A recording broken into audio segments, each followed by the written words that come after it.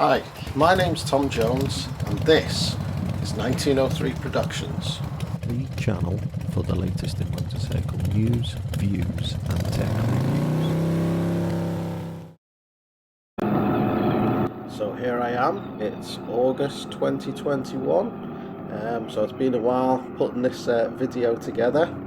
I'm just here entering Three Sisters Racecourse in Wigan. It is a place I'm familiar with. I raced here some time ago in the single cylinder class and 125s.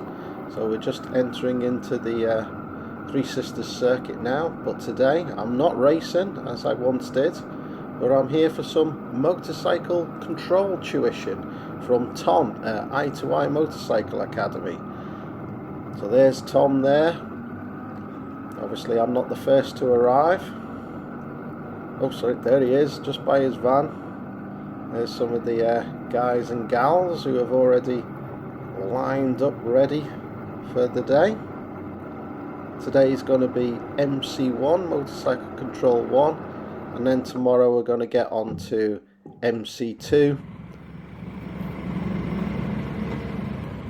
So we're just about to set off to practice some braking drills now. Tom at I2I Motorcycle Academy has been showing us through the two stages of braking. The first stage where you it's a light braking stage where you give the suspension time to go through its sort of compression and rebound phase.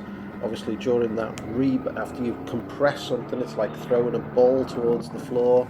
Immediately that ball's going to rebound back upwards, and obviously as that rebound is taking place, you don't have as much pressure down on the surface, on the tarmac, so it's not the time to grab a tight grip of the brake lever, because the front will just lock up. You need to go through that first stage, let the front suspension settle down, and then you can really pull in that brake. And I'm stopping there and I'm actually, the back wheel's coming up off the ground. So you're just getting used to that sensation.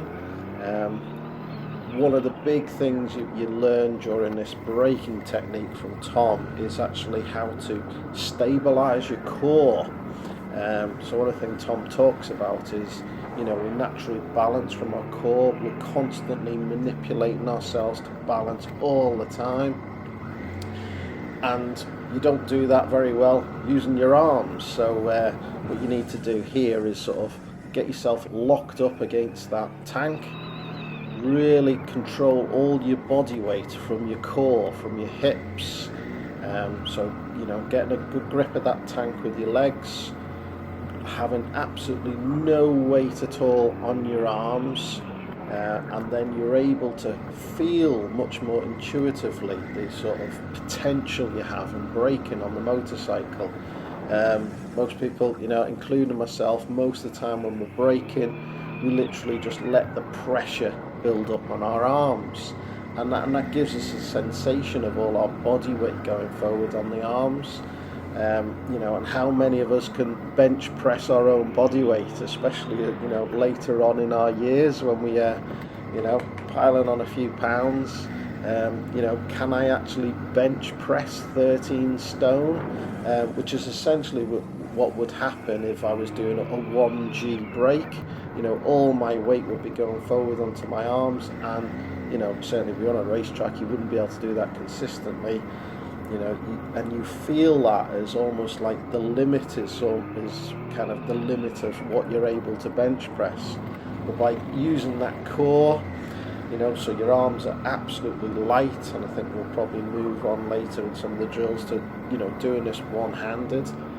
Now I'm able to go out there, and if I'm in a braking situation, I can literally 2 fingers pull my Triumph Tiger up onto its front wheel. I'm asking that much of it, and be confident that I'm understanding what's going on with the tyre. What we found was limiting our braking ability during the day was actually the ABS system. It's cutting in when on a good tarmac like this at Three Sisters, even in the paddock, which is not the best. There I got nice bit of air there on the rear wheel. I can really pull this bike up on its, literally on its nose. So great drills there that Tom showed us. He's got the cones there to let you go through the sort of the first stage of braking. Second stage, he went through some drills earlier on where you just sort of release the throttle and feel, you know, that suspension going through its compression rebound, and then you can apply that further pressure. The more pressure you apply, the more load there's going on the front suspension, so the more grip's available to you, so the harder you can press that brake. So this was, you know, how many of us practice actually how hard we can brake. So yeah, definitely worth revisiting these drills. Sort of, it is something I do now, go to a local big car park that I know is not used and practice the drills. So the next drills we are practicing here is to sort of understand how stable motorcycles are. They're not the unstable vehicles and dangerous vehicles that some would have you to believe.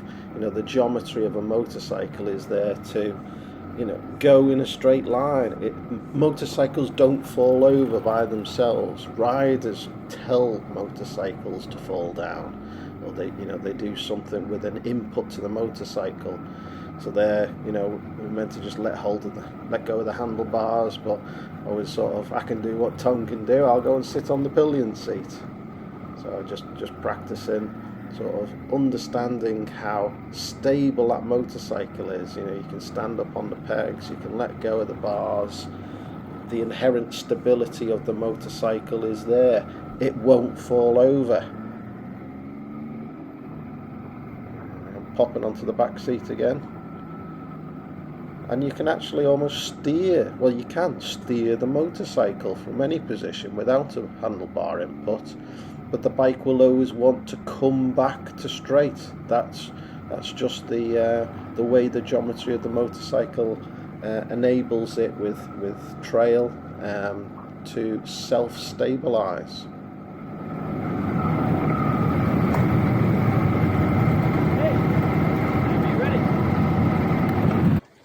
So if it takes you a long time to lean a bike, you probably won't lean it over enough, soon enough, to get round the bend. But if you're confident at leaning the bike quicker, what you'll find is you get round the bend without drama. Does that make sense? Unfortunately, it has a compound effect. So for example, if I'm really slow at leaning the bike, as a result, I'm going to run deeper into that bend, which then eventually is going to require a lot of lean to get me back to where I needed to be, rather than being at a reasonable lean early and not really requiring any more change. Does that make sense? So unfortunately, there's also a direct connection between somebody who leans the bike slowly and somebody who then tends to not lean it very far either. Does that make sense? Unfortunately, sometimes somebody is very confident leaning in loads, and they know this, they'll be proud of the fact, you know, pegs going down, tyres used to the edge. They'll be delighted with that, but they'll still run wide. Because if it takes them a long time to reach that massive lean angle, it's never available to them. It actually will be much more beneficial to learn to lean the bike a little bit, but quicker. Therein lies what the exercise is all about. The exercise is to help you decide what speed can you get through the cones that I've set out without hitting the cones. Does that make sense? What you'll find is if your lean rate is slow, you'll have to go slower to give yourself more time to avoid the cones. Does that make sense? And what I often try and get people to consider is try setting the speed for the yellow cones and try maintaining that speed for the blue cones. That requires you to change the speed at which you're leaning the bike. Now, weird things can happen when you get somebody leaning the bike faster. It's really easy to do. It just takes more pressure on the handlebars. Really simple. The problem is your body, if it's used to leaning slowly, will think when you speed up the lead, it'll think, shit, we're falling. So you get a new thing happening called detachment. And it looks shite from a mile away. So it's obvious to anybody who knows what they're looking for that somebody's already trying to ride beyond what their body is happy with.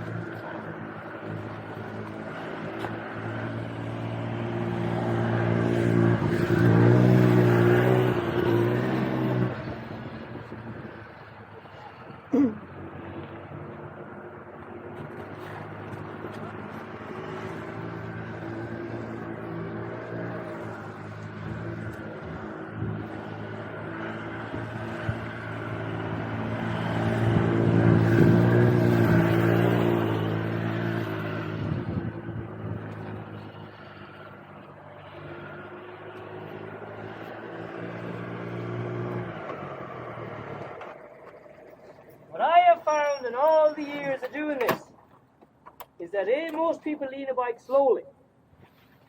Some people lean it very far, but they lean it very far slowly. And it's real easy to get them to lean it quicker. It's simple. Push and pull. Simple. Nice and easy. But getting their body to cope with that is what takes the time. Bike can do it really quick, and it feels like whoosh, bike is gone. Body's left here. Getting dragged after it. Rather than holding on and going with it. That makes sense? That's a confident rider versus a rider who knows technically what it is they need to do, but cannot cope with it. That makes sense? And it's obvious from a long, long way away. That makes sense? So, if I was a police officer on the side of the road, 3 bikers came by me, really fast, all breaking the speed limit. But 2 of them, when they went round, stuck with the bike. Gone.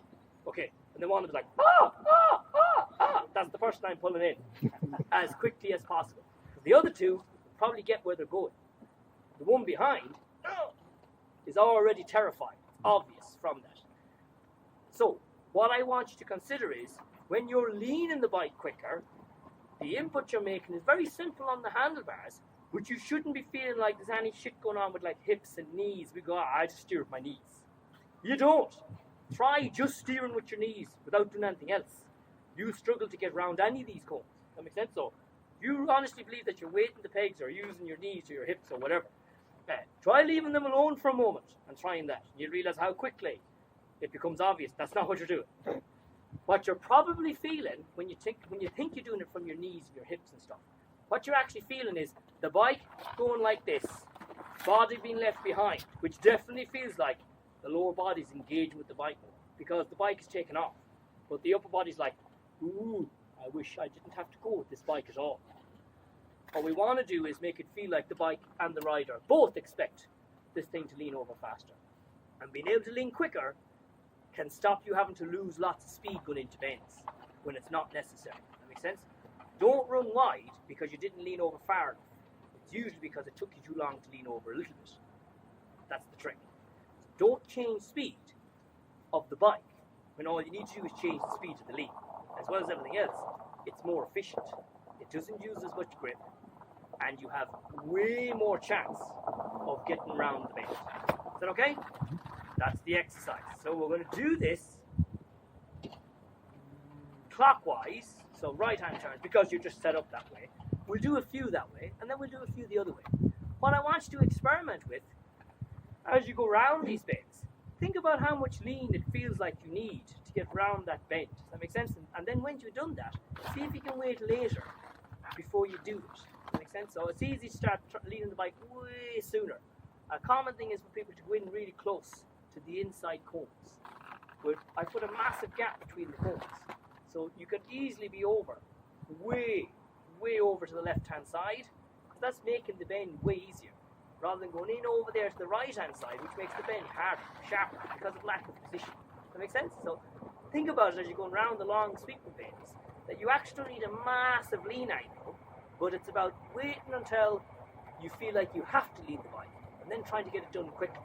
That's a much better way of doing it. It'll often mean you have a better position in terms of the view around the bend as well. If you start leaning the bike too early, because you're leaning slowly, you'll sacrifice a lot of your view that actually could have added value. Does that make sense? So, let's give this a try. So here we're doing some tight turning drills, just bobbling along there in probably second gear, and just learning to feel the sensation of the bike turning, the bars positively turning in the direction you're going, and just trying to get comfortable with that sensation that the bars are not going to tuck underneath you. I think that's certainly was a fear of mine, that those bars will tuck and you'll fall down, and that's not the case. The bike, as we mentioned before, self-stabilizes itself. So I'm shaking my head a bit here because I'm just getting used to that sensation. This is a drill that I do go out and practice now, and I'm quite confident of letting the bike just turn in a very tight circle. Just turn, lean. I'm just trying to be confident that motorcycle is just going to turn and not do anything strange underneath you.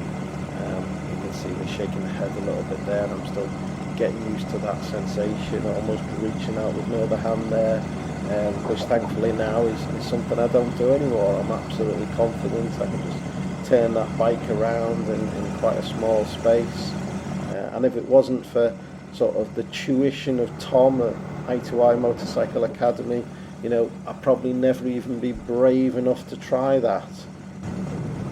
So some great skills learnt on Motorcycle Control 1. But like anything, you have to put them into practice. There's no good saying I've done the course. You've got to get out there and practice.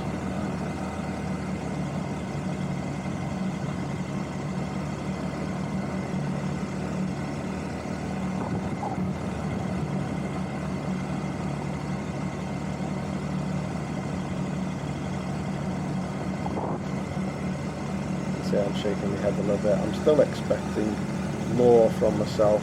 I'm quite demanding of myself. I have high expectations when I go into something that I'm going to be able to do it first time. Maybe it's an age thing, it just takes me a little bit longer these days. Here I am, stretching out with my other hand, just, you know, your body feels a little bit upset and you're not entirely confident what's going to happen. But you know, it's great to now. I've just been out for an hour after work practicing in the disused car park, and I don't do any of that anymore. Just let those bars turn, applying a little bit of counter steer pressure, and it just spins round on a penny now.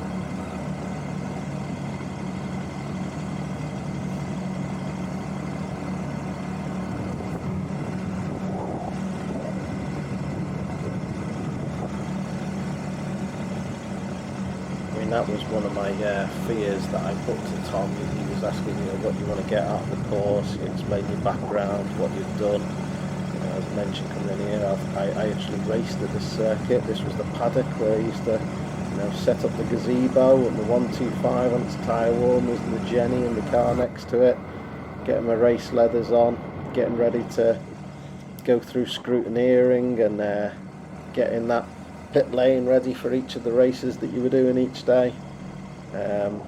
So, you know, I thought that in itself brought me on a lot in my confidence in the front wheel, what it's going to do, that front tyre. I since did the IAM training, the Institute of Advanced Motorists, did their motorcycle test. I've also done the Triumph off-road training, Triumph Adventure Experience down in Brecon Beacons. I've done level 1 before I did this course, and I've since been back and done their level 2. I'm actually booked in later this year to do a 3-day gravel tour, do part of the Trans-European Trail through Wales on the Triumph Tiger. That'll be the new 900. Which I rode on level 2. Here I'm on my Triumph Tiger 800 XCA. Great bike, love it. That's what I did the level 1 on before the Triumph Tiger 900 came out. The 900 is a better off-road machine. It's got a bit more grunt with that T-plane crank, giving it a bit more torque low down in the revs, but that is at the expense of a little bit of the smoothness of the 800 engine. It's a bit more of a sports bike when you want it to be. So no, I love the Tiger, fantastic bike. The things you can do with it are just amazing. It is a one bike does all solution. Apart from cruising, that's when I get the Harley out.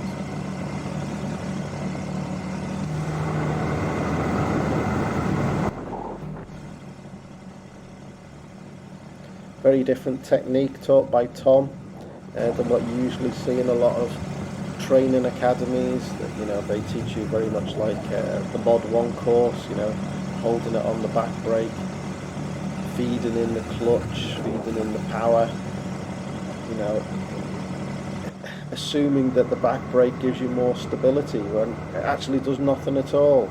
So Tom takes away all that, and you're able to just, you know, turn the motorcycle, learn how it turns, learn the sensation and feeling of those manoeuvres without having to go through all the hassle of clutch and brake. Try it yourself. Allowing it to turn in makes it easier, and the idea of turning in more is how you recover it. If you're resisting that turn in, you're never going to see what actually happens to turn in more. You have to get used to allowing it to turn in first, and then realise that you can add more if you want. So that ends a great first day for MC1. Can't wait to get back tomorrow for MC2. So day 2 was a little more sunny and nice and warm, so I've got my Harley mesh jacket on for day 2. Didn't quite go with the Tiger, but I was definitely glad I'd put my mesh jacket on for day 2. Lovely scorching weather. And the following drill was just getting used to counter steering the bike just with one hand. So, you know, you're pulling here to move to the left, and then later on we'll be pushing there to move to the right. Just understanding how those inputs to the bars work.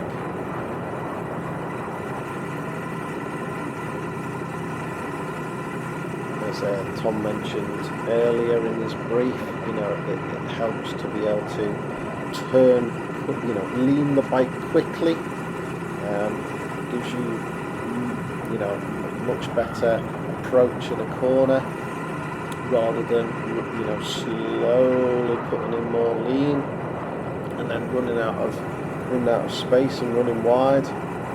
So we're just learning to put those inputs into the motorcycle to get it to lean to an angle, not a great angle, but do it relatively quickly, so you're able to move through the obstacles with ease. Nothing strenuous, not using the clutch, not really using the throttle at all. A lot of the drills that Tom did were just pop it into third gear, let the bike trundle along, so you're not having to think about throttle and clutch control so much. You can just focus on, you know, what you're wanting to work on at that time. So I'm just swapping over to the left arm here, obviously the right and push into the bars, so we can go to the left, pull on the bar, we can go to the right.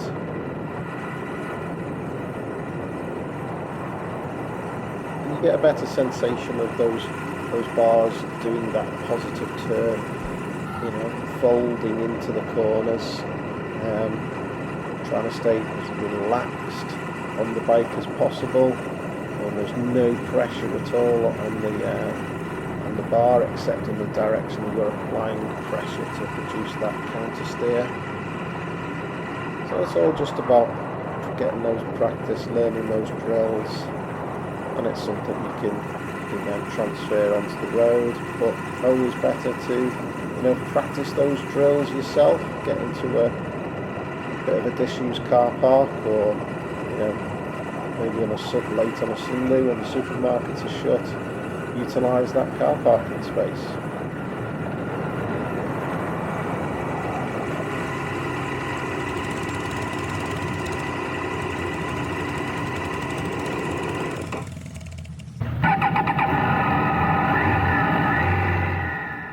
So off we go on the next drill.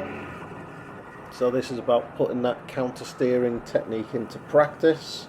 I'm going to go through a set of cones on one side there, a little bit of a slalom just to get through up here, and then set your angle through the cones and try and maintain that angle and see if you judged it perfectly to come through the cones there on the other side. Try not to put multiple inputs, changing that lean angle. I'm looking towards the exit there, I've maintained, and there we go, straight through the cones again.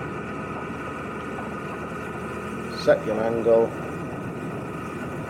looking at the target, not having to adjust the angle of the motorcycle, and I've judged that corner again. So set the angle through the cones,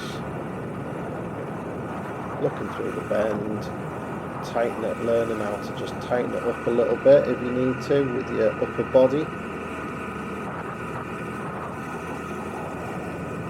Set the angle there.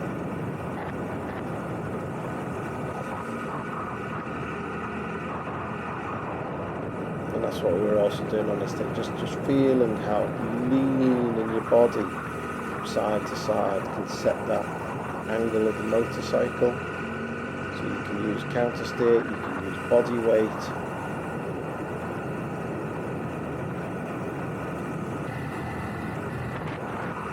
Just want to tighten the angle up there. So as I was coming through, I needed to just increase a little bit more angle for the blue cone. So you're just learning to move your upper body further into the corner. Set that angle of the motorcycle, the lean angle.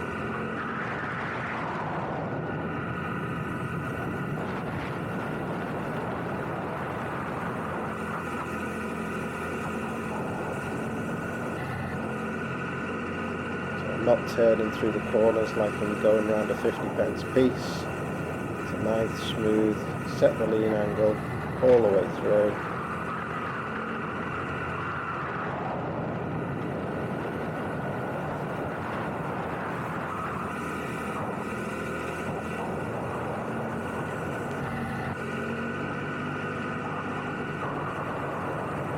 Certainly, using my upper body is something I do more in the wet to reduce the lean angle of the motorcycle.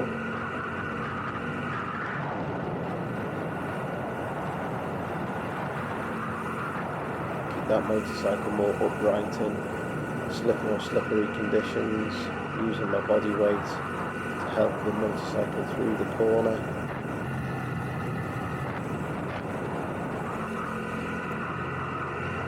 And it's just learning, feeling how all this comes together when you're riding a motorcycle.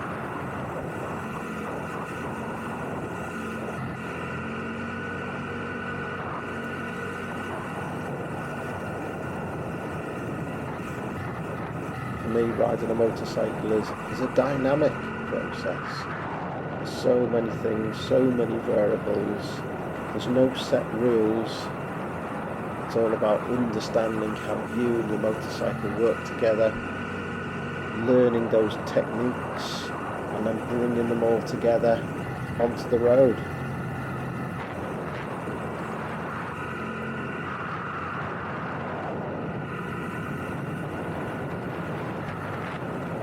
Sounded like Holland a complete football, total football, that was the one. Bit like that, learn to be a defender, learn to be a striker, learn to be a midfielder on that football pitch, and then play total football when you go out on your motorcycle. Okay, so we're off on the next drill now, and we're further developing that use of the upper body to set the lean angle of the motorcycle. So we're imagining we set the bike up, and all of a sudden that turn tightens up on us. So setting my lean angle, I've got to go round another position on the track and then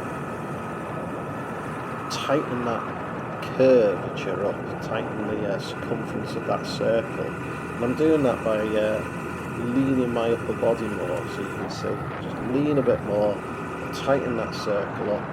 So you can imagine you're coming around a corner, you see that angle sort of is tightening up on you just a little, rather than, you know, applying a brake. You know, it might be slippery, it might be wet, so rather than adjusting the speed of the motorcycle, you're adjusting, you know, your body position.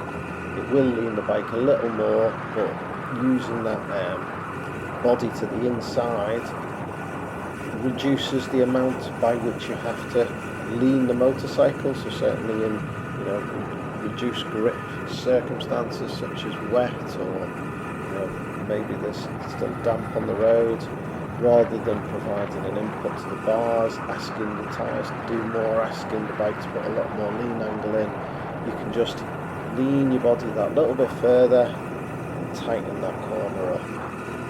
No dramas. Again, another technique as part of the I2I Motorcycle Academy training that you can put to good use on the road. As I mentioned, it's like putting it all together like total football when you're on your motorcycle. Lots of techniques at your disposal that you can utilise as required on the road in multiple different circumstances, and just ride to how it all comes natural to you. But like everything, it's not truly natural. It's something you have to drill into yourself, you have to practice, and then it becomes, you know, second nature. It's not a conscious decision being made all the time. You'll just naturally sort of utilise the techniques as and when required. All in all, make you a better motorcyclist on the road.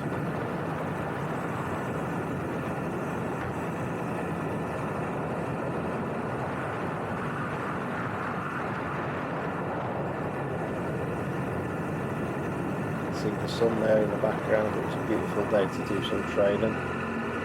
Not too far from my home, Wigan, Three Sisters race circuit even. It's a nice place. You can actually do what do they call it, track attack days. So you just pay a little bit of money and you get to spend 10 minutes or so on the racetrack going round. So I think most of the money goes to charity. So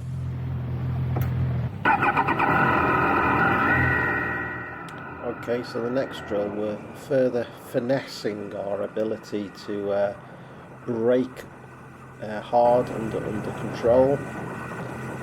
So what we're doing is just practicing that sensation of just letting go with the throttle and feeling the way the bike sort of goes through that bump rebound on the front shock absorber, and training ourselves that whenever you're going to go into an emergency braking position, that you're not gripping the bars for dear life and actually doing that press up I talked about earlier, which in itself restricts to the amount of braking power you perceive the bike is capable of. What you want to do is as soon as you go into that braking phase, is immediately, you know, holding everything by your core, completely weightless on your upper body arms. So we're just going round, practicing releasing the weight and starting that braking, that second phase of going into the braking phase, and feeling that sensation through the core and the ability to really squeeze on that brake lever, which, you know, I can pull this tiger up right up on its nose now with just two fingers. It doesn't take a huge amount of effort, it's not a big handful. I can feel that braking potential there through my core. I can squeeze with those two fingers and you know, have total confidence in what that front tyre is going to give me in terms of grip. So again, I'm just practicing releasing there. Got everything controlled from my core, from my knees and that around the tank. A bit more difficult if you're on my Harley. You've not got really the ability to hook on quite the same with the front floorboards, but I still practice when I'm on my Harley, just finding a way of using your lower body to release the pressure on your upper body, so that you can feel all that braking potential there that the motorcycle and the brakes can give you. And as we'll see moving on to the next exercises, we'll show you just how relaxed your upper body can be during really emergency braking situation.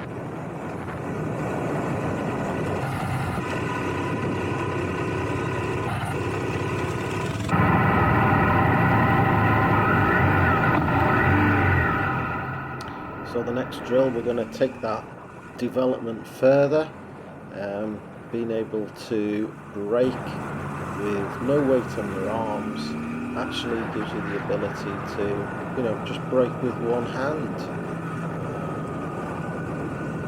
with all your body being supported from your core, your midsection, wrapped around the tank. You can actually almost, pull the bike up on its nose with just one hand.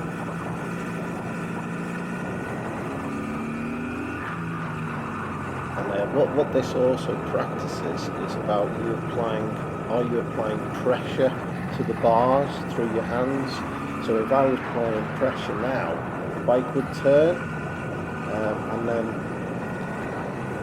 you could see actually then I was actually practicing manoeuvring the bike whilst braking. So that one, I'm just on the brakes there, and then doing a little can I still manoeuvre this motorcycle whilst under braking? Because normally most people, as I said before, when they apply the brakes, they're almost like doing a press up. They're letting all their body weight go into their arms. So if you were doing that braking there one-handed, you would be applying pressure to the right bar there, which would make the motorcycle turn to the right. So what this exercise is doing is making sure that you're weightless on your upper body. And when you're weightless on your upper body, you're actually still in control of being able to manoeuvre that motorcycle. I saw a video today from somebody on YouTube, a fast guy called Eddie, who does a lot of videos, and he was showing these two techniques that you should never do together. You should never turn and brake at the same time because you'll fall down. Well, actually, with the right skill level and finesse, you're perfectly capable of manoeuvring the motorcycle and braking at the same time. So back to, as I said, doing that press up on the bars. Most people believe that when you hit the brakes, the bike sits up. We've all said that in the past. Oh, I hit the brakes, the bike sat up and I went straight on. It wasn't the bike that sat up. You told the bike to sit up. You applied pressure to the bars equally with both arms when your weight was thrown forward. And by applying that pressure, that weight of your body equally on those two bars, you're telling the motorcycle to go straight. You're not allowing the motorcycle to maintain its lean angle that you were in. Or if you're applying that slight bit of pressure, that counter steer, you're actually fighting against it with your two arms. So by being relaxed, you're able to still be in complete control of the motorcycle even during heavy braking. And that's exactly what we're going to start to develop now in the next drill, once I get my camera suitably tightened up in another position, just trying out another position on the motorcycle. So I missed out doing the drill, but you can see there we've got some blue cones, and what this drill is going to do is give you the practice to see how you can brake with no weight on your arms and you're still in control of the motorcycle, so you can actually swerve around an obstacle whilst braking. So here we go, we're up, we brake and we swerve through the cones, almost coming to a stop. So yeah, we're going to come to a complete stop. We're doing this as a group. You don't want that person crashing behind you, so we're just going round to the start cones. We accelerate, and then we brake, and we in full control of manoeuvring the motorcycle.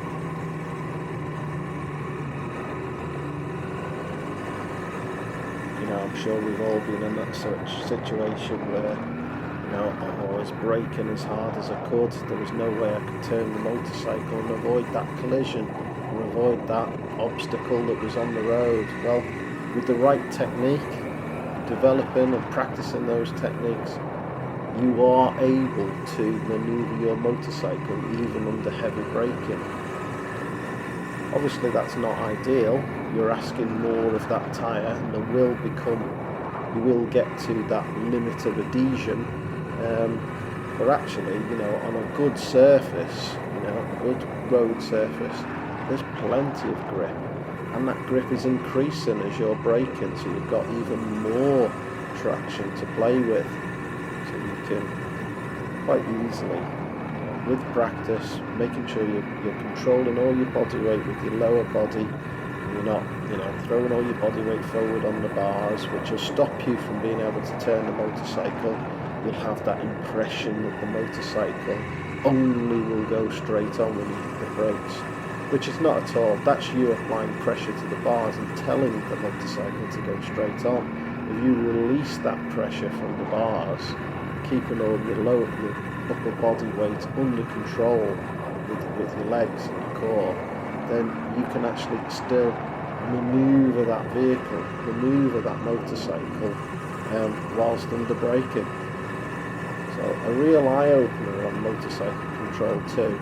So well worth looking into Tom's Eye to Eye Motorcycle Academy.